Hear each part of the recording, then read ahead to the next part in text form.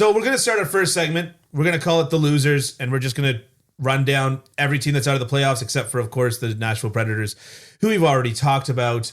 And, of course, check out kencampbell.substack.com. Check us out on Apple Podcasts. You know how we both dislike Seinfeld? I don't dislike it. I just think it's overrated. Dislike, I just think it's overrated. Yeah. But I love Curb Your Enthusiasm. And I almost feel like it's because Larry David all of a sudden didn't have the constraints of network television in the late 80s and early 90s, which of course was, they were constrained, right? Right. And so I love Curb Your Enthusiasm. Your Hockey Unfiltered is basically the Curb Your Enthusiasm of your career. Oh yeah. Well, you don't have the constraints. You didn't like the rest of it, or? No, I like the rest of it, but all of a sudden, like you've just taken the step and you're completely you're unfiltered, you're unfettered. I answer to no one. You answer to no one. Yeah. Sometimes me when it comes to the podcast, but sometimes, yes, only if you want to. Yeah. My grandfather's mug said I'm the boss of this house, and I've got my wife's permission to say so. So let's start with Washington Capitals. Not unpredictable.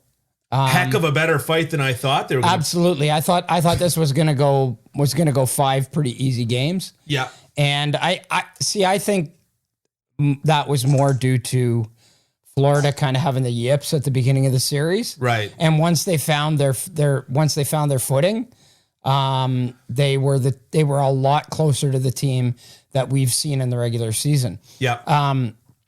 Interesting, though. I mean, Barkov and Huberdeau didn't do a lot in that series.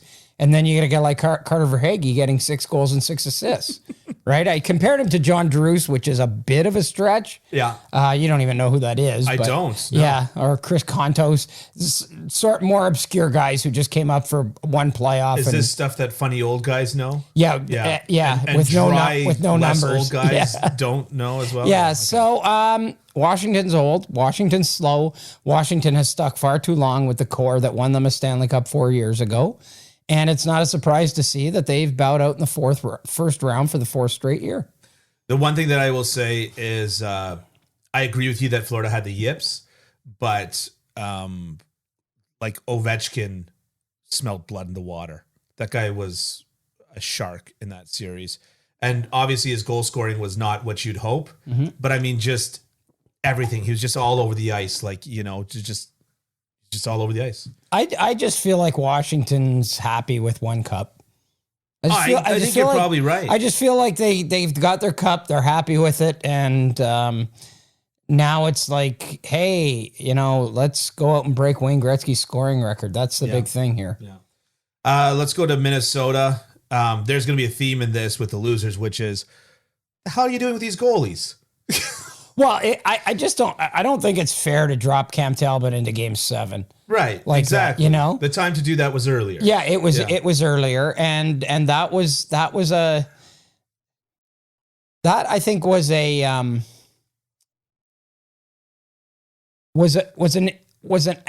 example of a GM making a move at the deadline, and then them feeling the pressure to stay with that guy. Yeah. And to their detriment, because he was good, he wasn't great. Do you remember the movie Wag the Dog? Yes. And you remember like that terrible slogan, like you ride the horse that or why switch horses mid-race, or some stupid, terrible presidential slogan. That just reminded me. You dance with the horse that you brung. You're a big dressage fan, are you, Ken?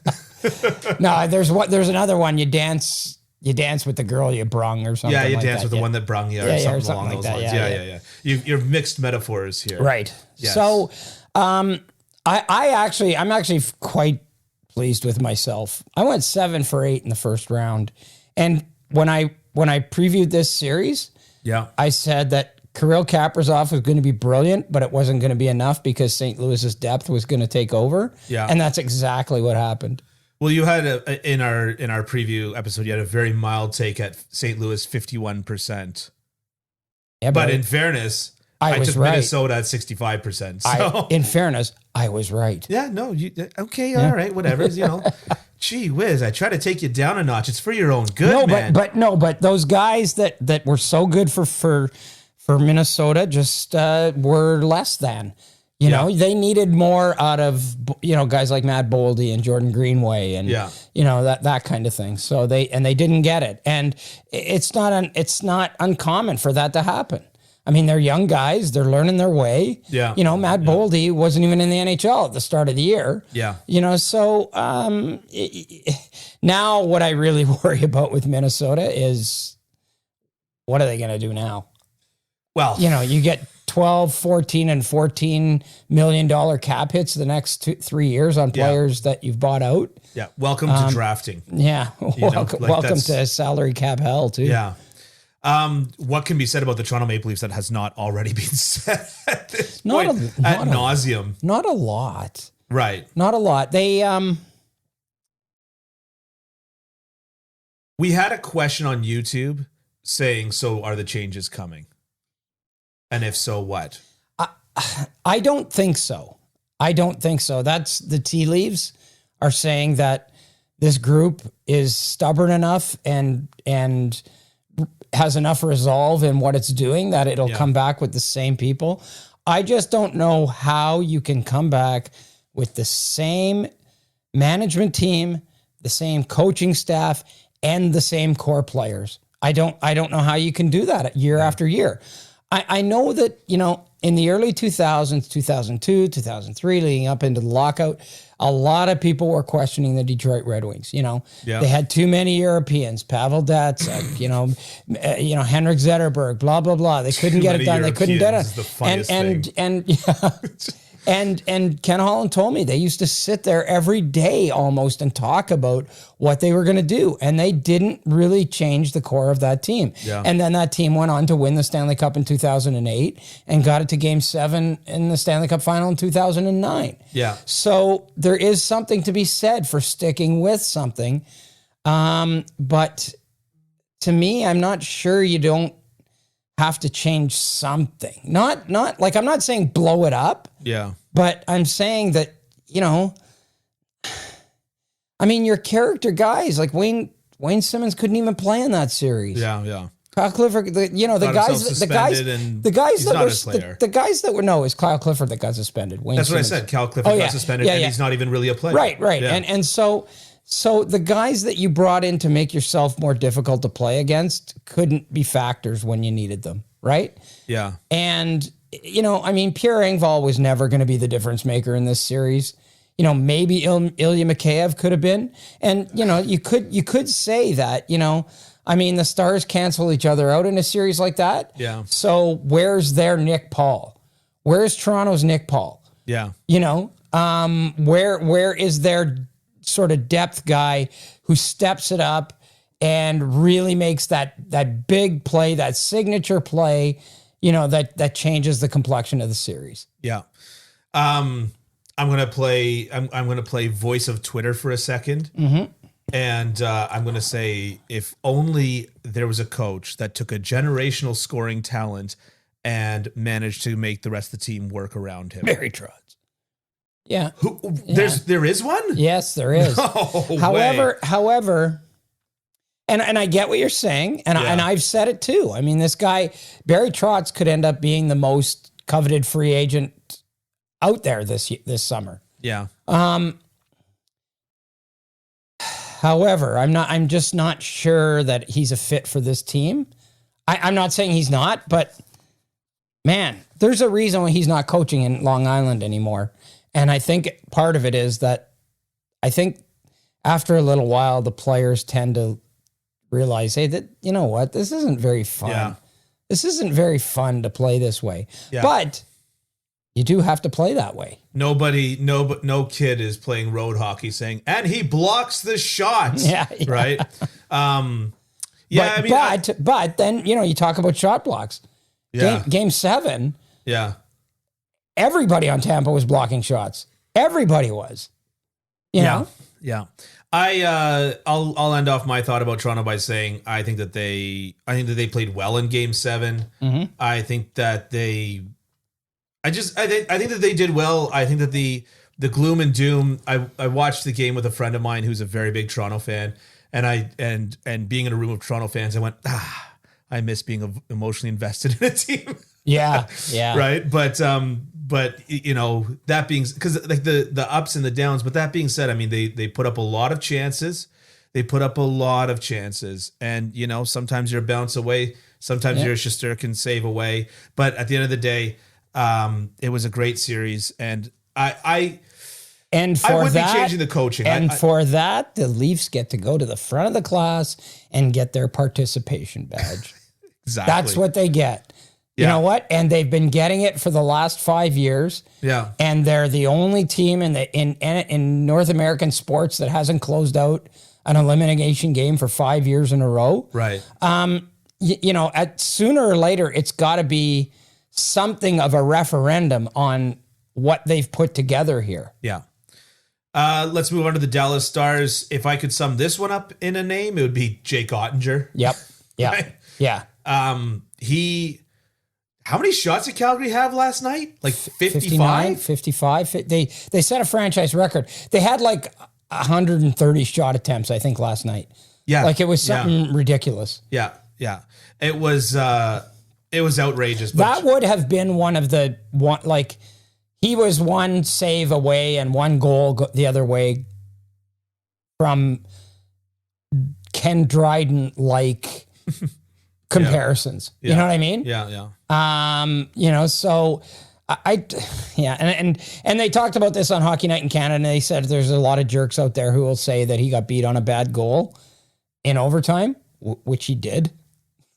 It wasn't a good goal. But the circumstances around that goal, because, you know, it's not like Johnny Gaudreau just took the puck into the corner and shot a bad angle shot. No. We're talking about a scrum and several shots and trying to track the puck coming out of the crowd. And he's very good at that. He's very good at finding those holes. Right. But those holes were there. So. But what I'm saying is that there's a scrum in front of him. There was a shot in front of him. He had to track the puck through the scrum. Yep. And then he had to get to the post, and he was just a little slow getting that post and sealing up that side of the net. And Johnny Gaudreau managed to find it. I guess my point is that in a vacuum, where he scored from and how he scored, it's a bad goal. Yes. When you take into context the play that was happening around him, I'm not saying that I want to see that goal from a goaltender. I would still find things to work on. Yeah. But I won't call it a bad goal. It's not a good goal, but it's not a bad goal. Right. Yeah. So now with Dallas, like I just think that you have to, your identity has to be something more than, we really work hard and we play really tough defense, you know? Yeah. So you've got to move beyond that. You've got to move beyond the Jamie Benn era, the Tyler Seguin era. You know, you've got to start. He had a good game last night, Jamie Benn. He did. He did. But you know, to me, I mean, they have some really, really, really interesting prospects. They've got Wyatt Johnson, who led the OHL in scoring in the regular season, and is leading the league in the playoffs. They have Logan Stankoven, who was the top points per game guy in the WHL this year. They have Maverick Borg, who was the top points per game guy in the Quebec Major Junior Hockey League this year. Yep. And that's not to suggest that any one of those guys is going to be prepared to step in next season and give this group an injection of offense. Yeah. Yeah, I mean, the narrative's got to be switched there a little bit. Like, you just can't, it's just too hard to keep winning like that, you know? And you can win a round, you can win 2 rounds. Sometimes you can win 3 like they did a couple of years ago. Right. But ultimately, you're not going to win. Ultimately, you're not going to win if that's your MO, you know? So last night, I mean, Dallas put up, conversely, like, they actually put up a lot of shots in overtime. Yep. But throughout the game, they put up like 22 or something stupid like that, right? But I remember after Calgary scored the go-ahead goal to make it 2-1, Calgary scored the go-ahead goal. Dallas scored like that. Yeah. And it was like a rush, an odd man rush opportunity that there was just not a single doubt in my mind that they were going to bury that opportunity. Okay, yeah. And I just thought, like, oh, so you can't just score if you want to. Why not make the game 4-1 instead of, you know what I mean? Like it just, yeah. and so to your point, it's like, it's all fine and good to try to win that 1-0 game or that 2-1 game, but you have the horses to pot a couple more. Yeah. So pot a couple more, right? I remember like last year in the playoffs with Toronto and Montreal, it was a similar situation where the possession numbers and the tone of the game and everything switched drastically from game to game. Yeah. Where Montreal completely dominated one game and then got dominated the next game. And I know it sounds so simple to say, but it's just like, well, if you can play like that, just play like that. You know what I mean? Yeah, but I mean, you develop an identity and you win a certain way. Yeah. And you have to stay to that, right? Is it the right way, Ken? Well, it is for them. Yeah. It is for them. I mean, so now you look in Dallas, obviously I think they're going to look at a coaching change, not because I think Rick Bowness is ready to pack it in and become a consultant of some description. They got to figure out what they're going to do with John Klingberg, whether or not they're going to be able to re-sign him, whether or not they're going to be able to keep him. Yeah. So there's some decisions they have to make there for sure. Couldn't you see Barry Trotz going somewhere else, even though he'd be a match made in heaven here, and then John Tortorella or somebody taking over the Dallas Stars? Oh God. Yeah. Well. Yeah. I don't think the Dallas Stars need John Tortorella. They work hard enough and they're pretty diligent, Well, but this is what's good is that he'll never be able to tell a reporter that he gets beat up on the bus because there's no buses in Dallas. We all know that. Let's move on to the Boston Bruins. Yeah. Okay. That was the one that I had wrong. That was the series I had wrong. I think I picked Boston in 7, even though like the Carolina Hurricanes won all 3 games in the regular season and outscored the Bruins 16-1.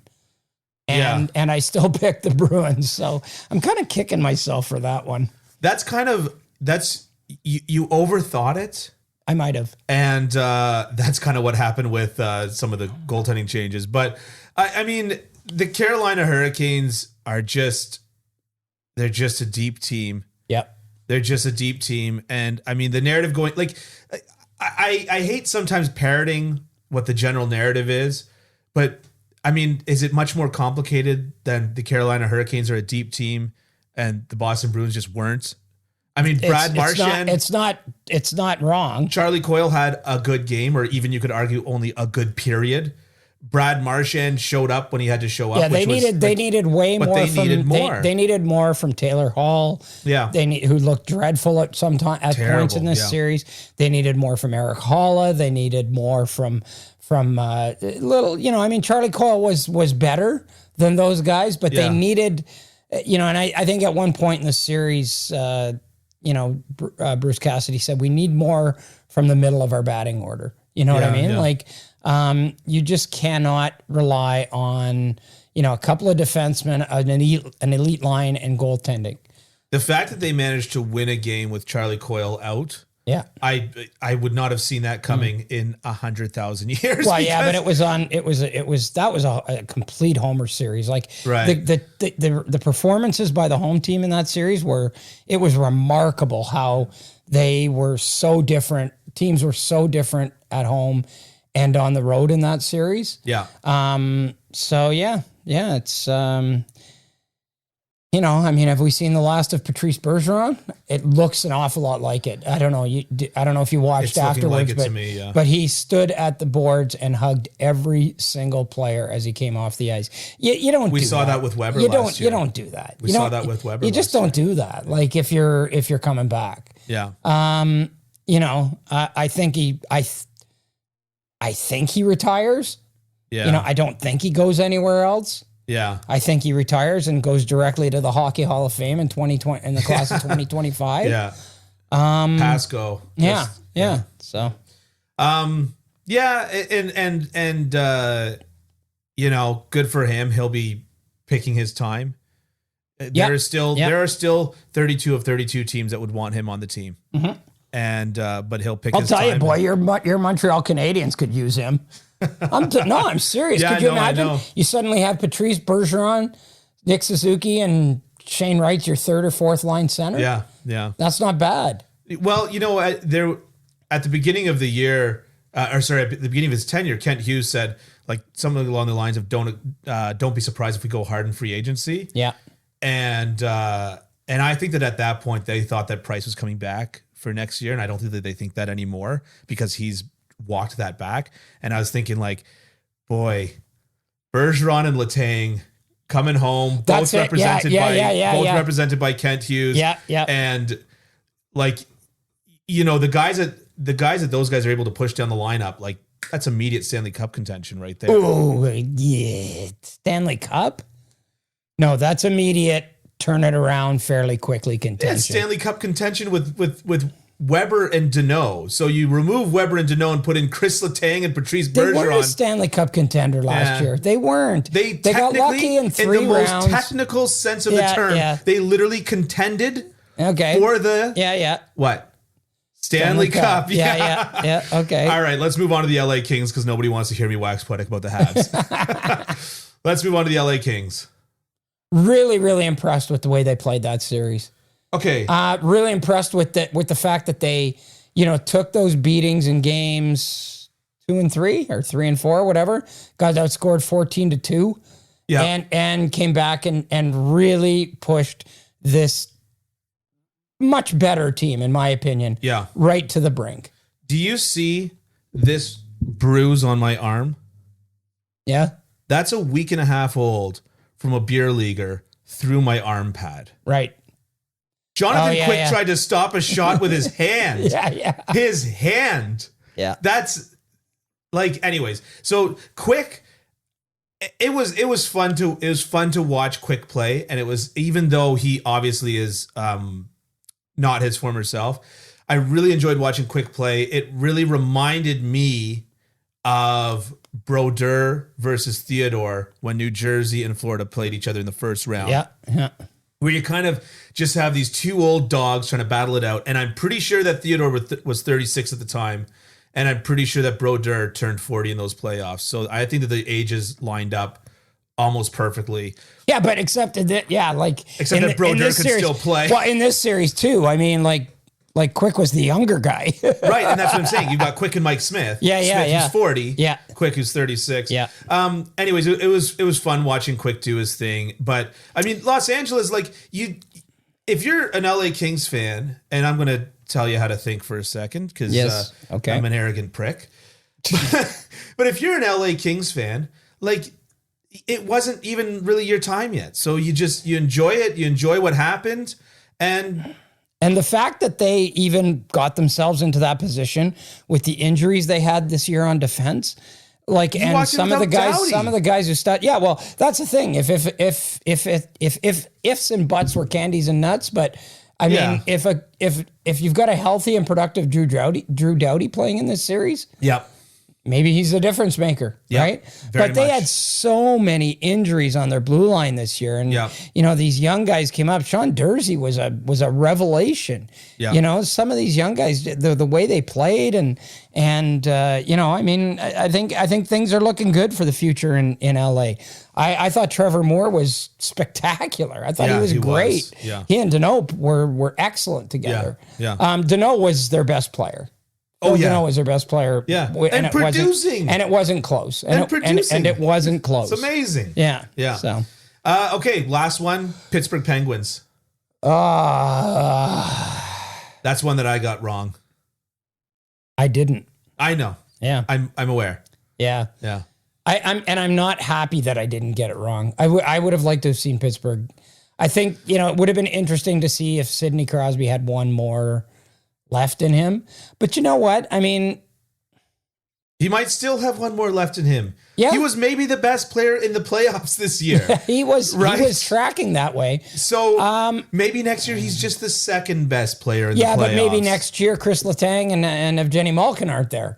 Maybe Brian Rust isn't there either. Yeah. So maybe it doesn't matter how good he is next year. Yeah.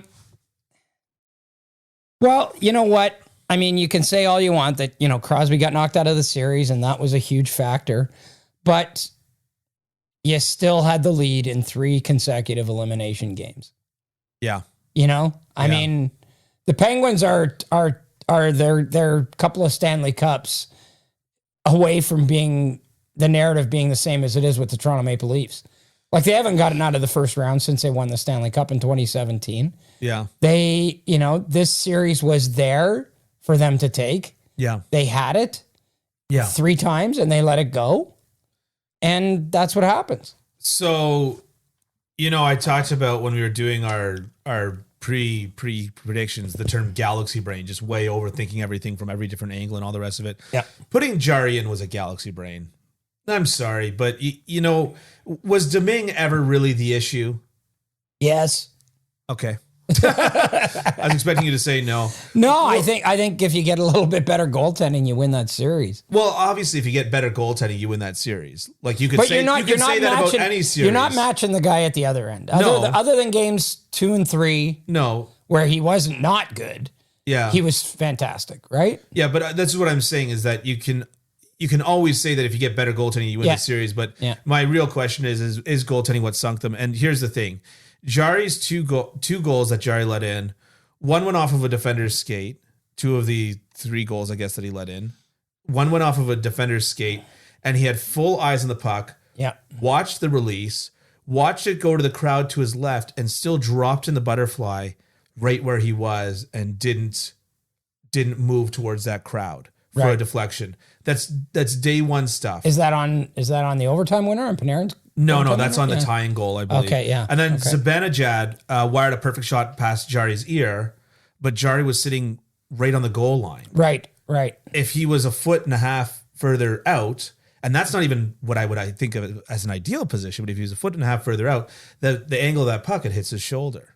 So you've got 2, those are worse than the Ottinger goal. If you ask me, right? Yeah, Both of those are worse than the Ottinger goal. I just think that, anyways, look, I don't think that Jari should have been put in. I think that it was a tall order in Game 7. Just, obviously it makes more sense than putting in Talbot in Game 7 because Jari has been your starter all year. Well, Talbot has technically, but you know what I mean? You didn't trade for a ringer kind of thing, right? Yeah. But I just think that it just wasn't smart. You let him get in Game 1 and get his feet wet and let goals in like that in Game 1 where you say, we're down 1. So shall we move on to the main course? I thought we were going to do our little rating thing here. Okay, so I won't run through it all right now, but as the more pervasive listeners of this podcast know, Ken and I ranked our odds in terms of what we thought how we thought each team would do. Like, Ken gave Florida an 80% chance to win against Washington. I gave Florida a 75% chance to win against Washington. So what we're going to do is we're going to add those up as points. So I'll get 25% for giving them 75%. Ken will get 30 points for giving them 80%. We're going to add all of those up, and then, of course, you get minuses for what you got wrong, and by the end of the playoffs, we'll have something. Oh, by the end of the playoffs? Well, let's do a running total right now, just for fun. I don't want to do all that math at the top of my head. Okay. We'll be here all night. No, we won't. I went 80%, so I'm up 5 in the Florida. Okay, you're up 5. I'm up 5. Then you're up another 2 on Colorado because you said 92 to me saying 90. Okay, so I'm up 7. You're up 7. You gave Tampa 58%. I gave them 52%. So you're up another 6. That's 13. That's 13. You gave St. Louis 51%. I gave Minnesota 65%. So I get minus 15. So that's 28-29 for your 1%. Yeah. So you're now up 29. This isn't looking good. You gave Boston 3. I gave Carolina 2. So that's a 5 difference. So then you're now up 24. Okay. Yeah. Because I gave Carolina 2. You gave Boston 3. Okay. So you're now up 24. I gave Calgary 80%. You gave Calgary 65%. So that is 15% for me. I'm plus 9. No. That's I got 15% more. Right. Than you did. So, and I was at plus 24. So now you're plus 9. Yeah. So you're plus 9. Yeah. I gave Pittsburgh 55. You gave New York 55. So I'm now plus 5. And then you're minus 5. No, it's the other way around, my friend. It's shoot. a 10-point swing. So I'm at plus 19. You're at plus 19. And we both gave Edmonton 65. So you end off at plus 19. You really wanted to do that live, did you? Aren't you always the one that whenever I say numbers, whenever I say any number, I knew it was going to turn out quite nicely. when I say for me. any number, you go, Dylan, people don't care about the numbers. Just move on. Nobody's listening. Move on. I don't think I say that. All okay, right. so there you go, Ken. You're plus 19 after the first round. Woo! I better make the second round really count. Yeah. All right. So don't forget, check out kencampbell.substack.com. Please leave us a rating on Apple Podcasts. Drop us messages on YouTube. We'll read them and comment and talk about them if they're a question or something like that. By the way, the amount of after game 1 in the Leafs series, the amount of Leafs fans that came to troll us and said, "Oh, a couple of old stupid Habs fans." You know, really? picking Tampa Bay over the Leafs again. You know, nobody gives the Leafs after game 1. Are those people going to come back and apologize? I doubt it. No, my experience with social media tells me no.